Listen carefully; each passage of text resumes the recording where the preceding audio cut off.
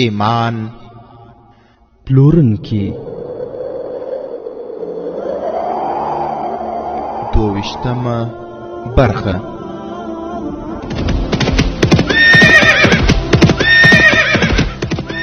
د سلطان صلاح الدین ایوبی رحمه الله د دوران رښتینی کیسې. صلاح الدین پر د غزمکارا پیدا کړه، ته یو بل صلاح الدین پر د غزمکارا پیدا کړه. الحمد لله وكفى والصلاة والسلام على رسوله المصطفى اما بعد. نجلۍ وویل دا زما پلار نه دی، زما خاوند دی. خادم الدین البرق حیرانتیا سره وپوښتل خاوند؟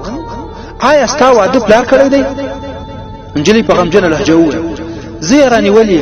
خادم الدین البرق وپوښتل چیرې ولاړ؟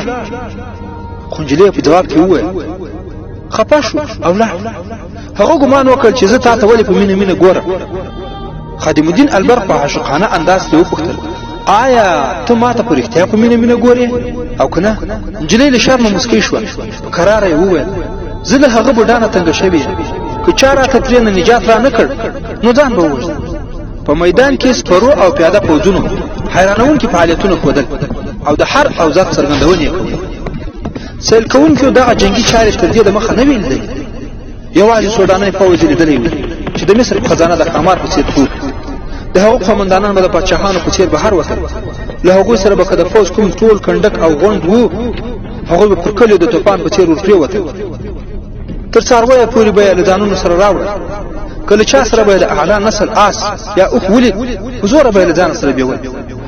د خلکو په زړونو کې دې خبرې ځای نیولی و او بس. پوځونه پر رعیت باندې د ظلم او تیري لپاره ساتل کېږي، خو د سلطان صلاح الدین ایوبي مجاهدین تر دې ډېر جلا وو. یو خو هغه ټولی و چې په دې مارچ کې ګډون لرل. نور پوځ د سلطان صلاح الدین ایوبي لارښوونې سره سم د خلکو په منځ کې ورګډ شوی چې په خلکو کې دا اغېز راولاړې کړي چې پوځي وګړي د دوی خپل وروڼه او زامن دي. د بد اخلاقه او بد کرداره صفاهي لپاره ډېره سخته جزا ټاکل شوې وه. خادم الدین البرق چې د سلطان صلاح الدین ایوبي د نظامي شورا مشر او په راز کې شریک سړی و، د سلطان صلاح الدین ایوبي له لارښوونې او د میلې له شور او غوغا بېخي نه خبر و. نجلۍ د جادو په څېر د هغه په دماغ باندې سپره سوې وه. هغه له نجلۍ سره د مینې څرګندونه وکړه او نجلۍ هم مینه ومنله. دې کار د دواړو لپاره اسانتیا پیدا کړه. خادم الدین البرق له هغې سره د بیا بیا لیدلو وویل. هغې په جواب کې وویل زه یوه رانیول شوې وینځه یم او د دغه بوډا په وخت کې هر وخت مې څارنه کوي. نجلۍ دا هم ورته وویل چې د بوډا په کور کې 4 مېرمنې دي. خادم الدین البرق خپله رتبه هېره کړه. د یو عاشق لیوني په څېر یې د لیدنې هغه ځایونه ور وښودل چیرې به چې د خپل سر او اوباشو خلکو پرته هېڅوک هلته نه ورتلل. په هغو ځایونو کې یو ځای د نجلۍ خوښ شو. دا له ښاره بهر د پخوانۍ زمانې یوه کنډواله وه. خادم الدین البرق له نجلۍ سره د دې وعده هم وکړه چې له بوډا نه به یې حتما د خلاصوي او هڅې به کوي. درېیمه شپه البرق له کوره ووت. هغه به د حکیمانو په څېر له کوره ووت، خو په دې شپه د غلو په څېر بهر ووت. اخوا دې خوا یې وکتل او یو لوري ته روان شو. پر قاهره باندې چوفتیا خپره وه. د نظامي میلې له پای 2 ورځې تېرې سوې وې. له بهر نه راغلي سیل کوونکي تللي وو. د حکومت له امر سره سم په وختي توګه جوړ کړای شوې قهوهخانې ویجاړې شوې وې. د علي بن سفیان رحمت الله علیه د اطلاعاتو اداره اوس شپه او ورځ په دې کار اخته وه چې له بهر نه راغلي څومره نجونې او څومره شکمن سړي په ښار او یا شاوخوا کلي کې پاتې. د میلې هدف ترسره شوی و. په 2 ورځو کې 4,000 نوي ځوانان په پوځ کې شامل شوي وو او د نورو د شاملېدو هیله هم وه.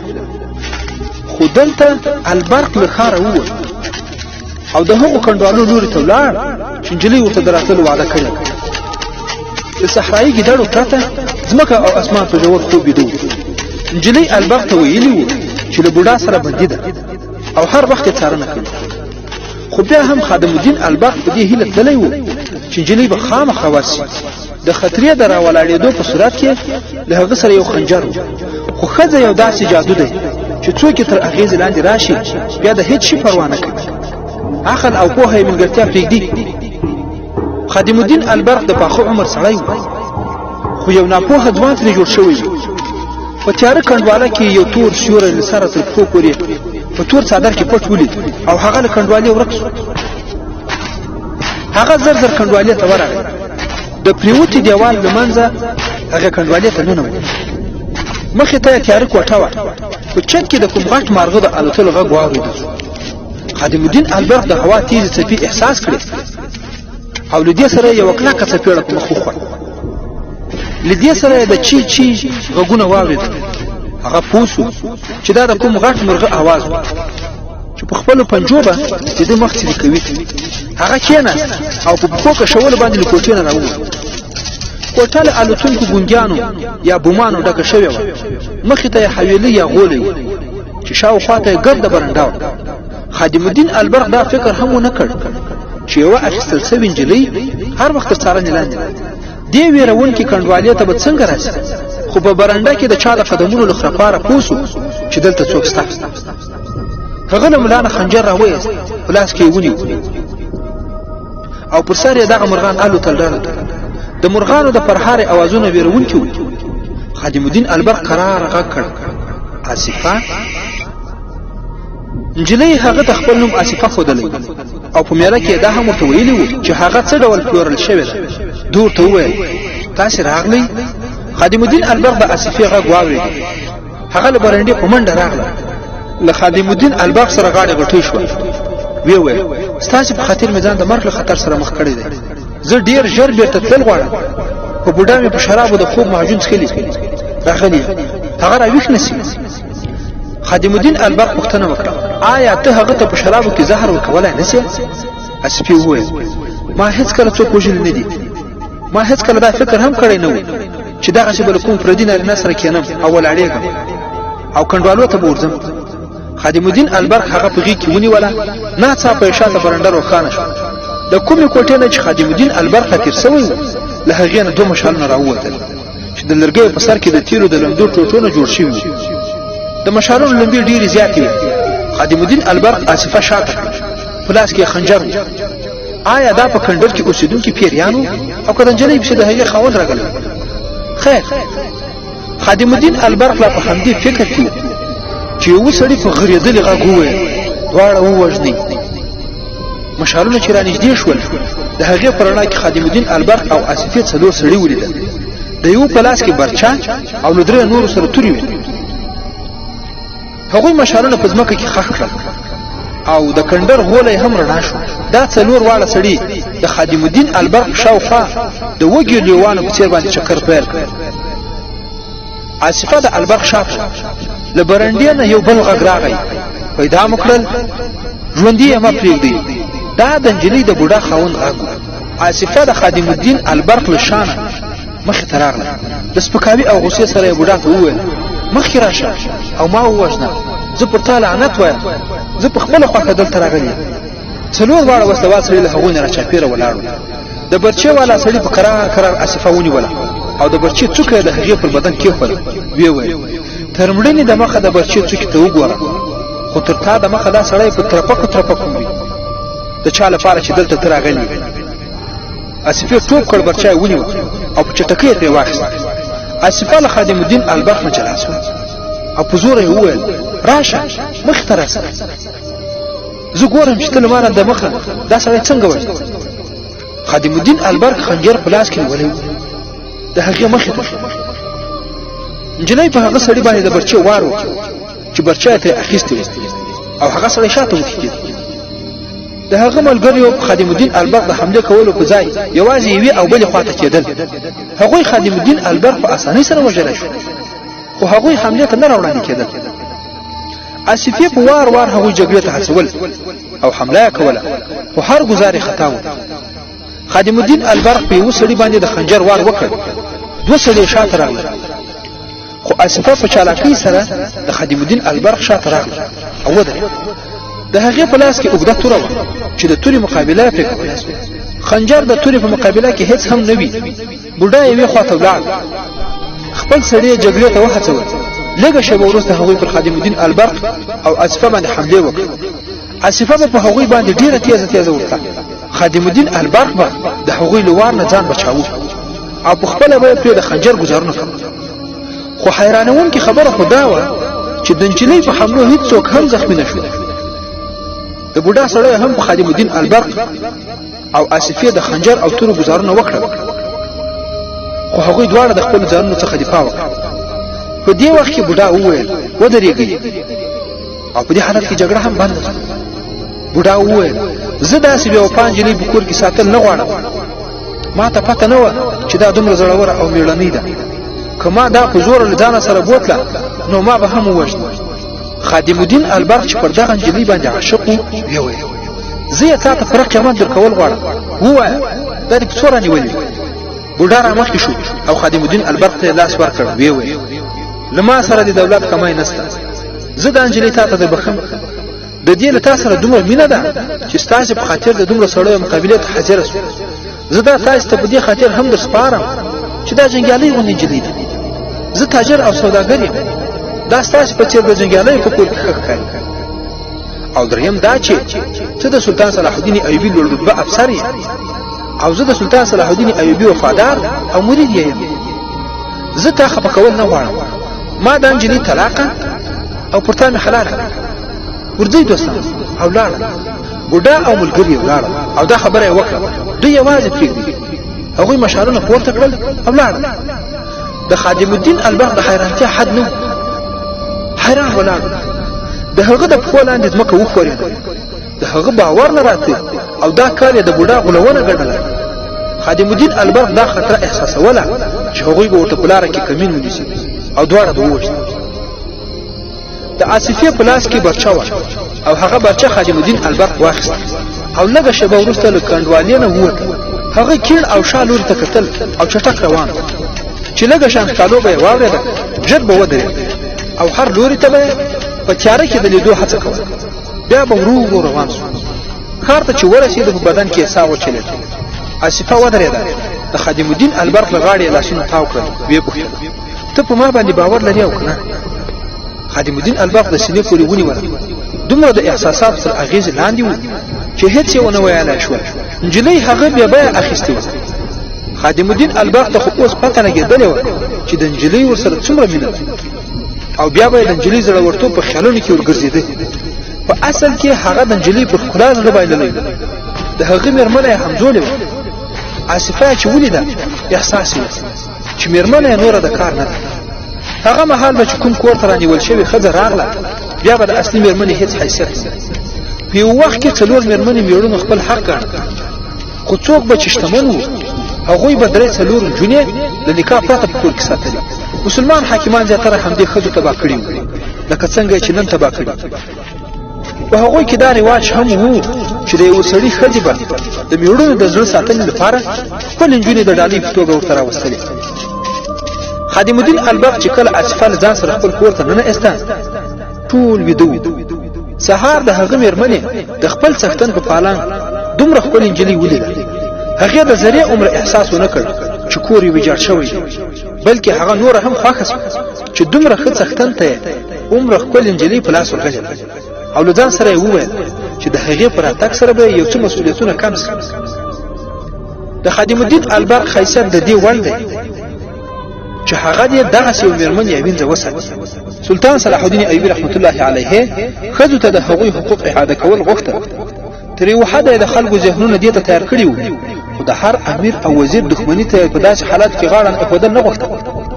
ځکه هغوی هر یو څو نجونې په کورونو کې ساتلې وې د ښځو خریداران هم همدوی وو د همدوی د شتمنۍ له امله ښځې په عامو بازارونو کې پلورل کېدې د تښتونې پیښې کېدې وژنې او وینې تویېدې او د همدغو امیرانو او حاکمانو د ښځو خوښونې نتیجه وه چې عیسویانو او یهودانو د نجونو په وسیله د اسلامي سلطنت بنسټونه له زهرو ډک کړي وو سربیره پر دې سلطان صلاح الدین ایوبي دې خبرې هم اندېښمن کړی و چې همدا ښځې د نارینهو سره اوږه په اوږه د کفارو پر خلاف جنګېدې خو اوس هماغه ښځې چې د نارینهو نیمایي قوت و د سړی د عیاشۍ او مزو چلچو وسیلې په دې کار سره نه یوازې د قوم نیمایي جنګي قوت له منځه تللی و بلکې ښځه یوه داسې نشه ګرځېدلې وه چې د سړی نارینهتوب یې بېکاره کړی سلطان صلاح الدین ایوبي رحمت الله علیه د ښځو عظمت په ځای کول غوښتل هغه یو پروګرام جوړ کړی و چې د هغې له مخې ناواده کړي نجونې په پوځ کې شاملول غوښتل د دې پروګرام لاندې یو حکمت دا هم وو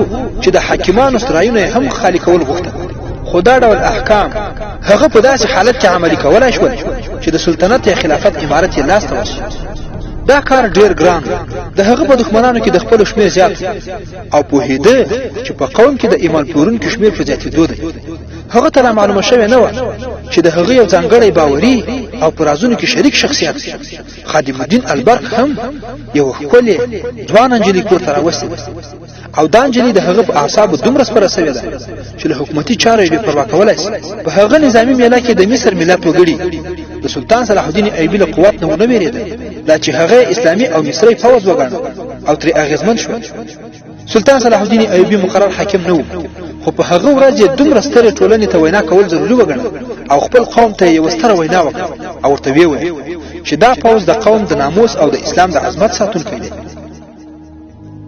هغه د صلیبیانو اهداف په تفصیل سره بیان کړ مصریانو ته وویل چې صلیبیانو د مسلمانانو امیرانو او حاکمانو د عیش خوونې له عمله د هغه ځای د خلکو ژوند حرام کړی دی صلیبیان د مسلمانانو قافلې لوټوي مسلمان نجونې تښتوي بیا ابرو کوي او بیا پلوري سلطان صلاح الدین ایوبي رحمت الله علیه مصریان د خپل ملي او اسلامي مسؤلیتونو نه باخبره کړل او وی چې په فوج کې شامل شي او د خپل ناموس او اسلام ساتنه وکړي د سلطان صلاح الدین ایوبي وینا ډیره احساساتي و او دومره اغیزمنه و چې د خلکو زړونه یې راوپارول او له هماغه ورځې ځوانانو ځانونه د فوج په لیکو کې شاملول پیل کړ تر لاسو ورځې پورې په فوجي لیکو کې د شاملېدونکو ځوانانو شمېر 6,000 ته ورسېد چې په هغه کې تقریبا 1,500 ځوانانو خپل اوښان له ځانونو سره راوستي او د زرو په شاوخوا کې ځوانانو اسونه او کچرې له ځانه سره راوستي سلطان صلاح الدین ایوبي په سملاسي توګه هغوی ته د څارویو قیمتونه ورکړل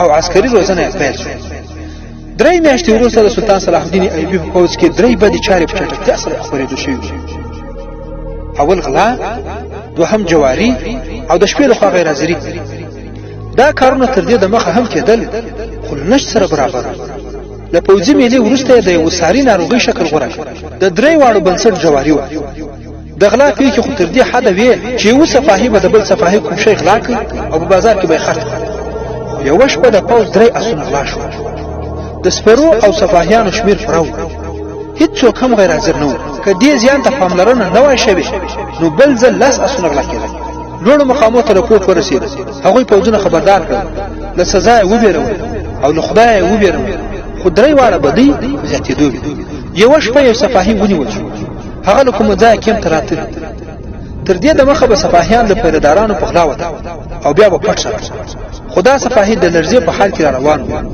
پیرهدار ولید غږ یې پرې وکړ صفاهي ودرېد او را پریوت صفاهي چې وکړ په وینو کې لټ پټ هغه راپورته کړ او خپل افسر ته ورغی د هغه مرهم پټي وکړه خو ژوندۍ پاتې نشو خو تر مړینې د مخه یې وویل چې خپل ملګری صفاهي دی ټپي کړی او د هغه خپل ملګری وشو د هغه مړی له مرکز نه نیم میل کاوس 1500 متر لري په یو خیمه کې پروت د هغه له وینا سره سم هلته درې خیمې وي خلک یې کوچان له هغه سره خپل انجونی وي هغه خلکو به د خپل انجونو په وسیله د صفاهیانو نفسي خواهش پر کولو او د شپې له خوا به صفاهیان هلته ورتل چې کله به بیرته کیم تر استلیندل نو څه ډالۍ به هم ورته ورکول کېدې او ورته ویل به چې خپل ملګری هم در سره راوړي له هغه سره به هم وپېژني هغه به هم بله شپه خپل ملګری له ځان سره وروست هغه خانه بدوش وګړي یوازې عصمت لرونکي نه وو بلکې د هغوی هر یوې ښځې به هر صفاهي ته دا هم ویل چې ځان ترې جاروي او له هغه سره به واده کوي وروسته له څېړنو معلومه شوه چې هغو نجونو په دې ډول د فوجیانو ترمنځ رقابت پیدا کوو چې په نتیجه کې دوه صفاهیانو چې په یو وخت کې ورغلي وو ښته وکړه چې یو یې همالته ووژل شو او بل یې تر قشلې راورسېد حال یې ووایي او مړ شو د دویم صفاهي د مړي راوړلو لپاره صفاهیان ولېږل شول له هغې سره یو قمندان هم و هغه صفاهي ورته ځای او لاره ښودلې وه هلته چې ورسېدل ګوري چې د صفاهي مړی پروت دی خو خیمه او اوسېدونکي یې نشته د شپې په تیاره کې د هغوی لټولو امکان نه لري د صفاهي مړی راپورته کړای شو د دغې پیښې خبر سلطان صلاح الدین ایوبي ته ورکړل شو په راپورټ کې دا هم ویل شوي وو چې په فوج کې جرایم زیات شوي دي او درې اسونه هم غلا شوي سلطان صلاح الدین ایوبي رحمت الله علیه علي بن سفیان راوغوښت ورته یې وویل چې په فوج کې د خپل استخباراتي کسانو ته دندې وسپاري چې د دغه پیښو لاملونه څه دي. سلطان صلاح الدین ایوبی رحمت الله علیه البرق ته هم د سپاهیانو د اخلاقی تربیت په اړه هدایات ورکړل. د دې پوښتنې جواب موجود و او هغه دا چې د ښار یو لوري ته په یو پراخه ځمکه باندې یو عظیم شانه کلا و چې د مصریانو یو کور نه بلکې مکمله کورنۍ په هغه کې اوسېده. د دې کور او د اوسېدونکو یې په ښار کې ډېر درناوی کېده ځکه چې ډېر خیراتونه ترې ویشل کېدل. له همدې کوره له غریبانو سره مرستې کېدې. په نظامي میله کې همدې کورنۍ د اشرفیو ډکې 2 تیلۍ د پوځ لپاره ورکړه. دا د یو سوداګر کورنۍ و. مصر ته د سلطان صلاح الدین ایوبي تر راتګ د مخه به دا کور د سوداني پوځ د لوړ رتبه افسرانو د مېلمستیا ځای و. سلطان صلاح الدین ایوبی رحمت الله علیه چې راغی سودانیان ختم کړل نو بیا همدې کورنۍ ایوبی ته ځان وفادار کړ. خو د علي بن سفیان رحمت الله علیه د سړی لاس دې کور ته رسیدای نه شو. په کومه ورځ چې سلطان صلاح الدین ایوبی رحمت الله علیه علي بن سفیان او البرق ته امر وکړ چې په فوج کې د بدکارۍ لاملونه معلوم کړي تر دې یو شپه د مخه د همدې کور په یو کوټه کې لاس 12 سړي ناست د شراب څښلو لړۍ روانه. کوټې ته یو بوډا سړی راننوت. د هغه په لیدو ټول ودرېدل. له بوډا سره یو ډېره ښکلې نجلۍ وه چې نیم مخ یې په پرده کې پټ و. کوټې ته له راننوتلو سره دروازه بنده شوه او نجلۍ نقاب پورته کړ. هغه له بوډا سره کېناست. ورونو دا چې په دغه کوټه کې به وروسته څه مشورې کېږي او څه پیښې به رامنځته کېږي او سلطان صلاح الدین ایوبي او علي بن سفیان به د دغو پیښو مخنیوی څنګه کوي. د 22مې برخې پای.